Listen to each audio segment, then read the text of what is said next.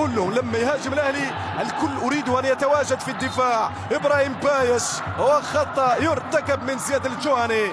هذا الخطا التكتيكي، هذا يسمونه الخطا التكتيكي لايقاف الهجمه المرتده اللي ممكن تكون صعبه على الخصم، وبالتالي هنا الخطا لمصلحه فريقي ونادي طبعا الرياض في منتصف الملعب بعد مرور 16 دقيقه. يتواجد كاساسي مع ماتياس سيسلي في الجهه اليمنى. رياض محرز ضاعت منه الكرة، عادت لمصلحتي. يبدأ الأهلي والرياض في هذه الليلة. كرة خطيرة في الجول. رياض لا، الرئيس يقول أنا.